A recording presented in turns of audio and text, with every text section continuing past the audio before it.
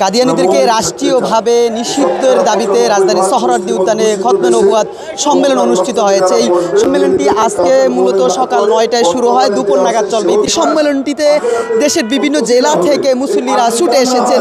ইতিমধ্যে আমরা দেখতে পাচ্ছি যে এই রাজধানীর সোহরাওয়ার্দী উদ্যান কিন্তু এই মুসল্লিদের উপস্থিতিতে কানায় কানায় ভরে গিয়েছে।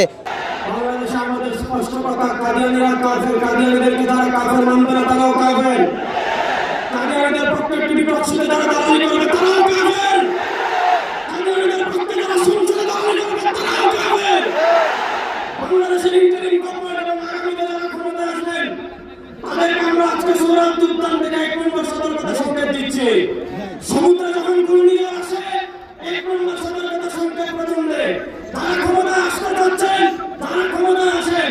আজকে এক নম্বর সতর্কতা সংকেত নেন, আগামীতে বাংলাদেশে এমন ভূমিকম্প তৈরি হবে যদি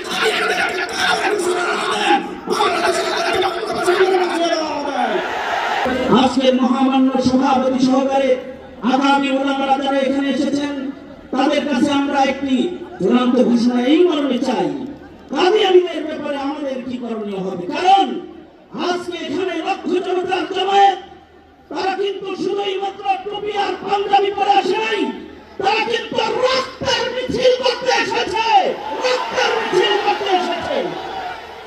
আমরা সরকারকে বলবো, আপনাদের হাতে রয়েছে কাগজ আর কলম, আর ইসলামের ইতিহাস হলো রক্তের কালিতে লেখা কলমের ইতিহাস।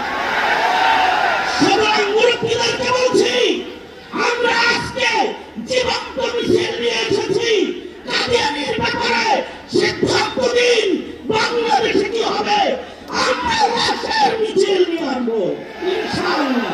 আমরা জীবনকে প্রস্তুত রয়েছি। তোমরা যেমন জীবনকে ভালোবাসো, আমরা নবীর মহব্বতে আমরা শহীদ হতে ভালোবাসি। তাই পরিষ্কার কথা, কাদিয়ানীদেরকে অমুসলিম ঘোষণা না করার আগ পর্যন্ত আমাদের আন্দোলন চলবেই চলবেই চলবে। দেশের একদম দক্ষিণ প্রান্ত থেকে, ভারতের থেকে যারা আসছে তারাও মেহমান, এবং যারা পাকিস্তান থেকে আসছে তারাও মেহমান, সৌদি আরব থেকে যারা আসছে তারাও মেহমান। বাকি আমরা আসছি একদম পৃথিবীর দক্ষিণ প্রান্ত থেকে, আমাদের পরে আর পৃথিবী নাই। আমরা 12 লক্ষ টাকা একটা লঞ্চ রিজার্ভ করে তারপরে আসতে হয়েছে। বারবার এরকম আসা আমাদের পক্ষে কঠিন হয়ে দাঁড়াবে।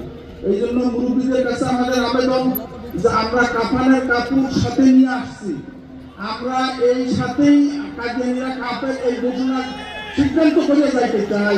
আপনারা কি এই জায়গায় আলহামদুলিল্লাহ।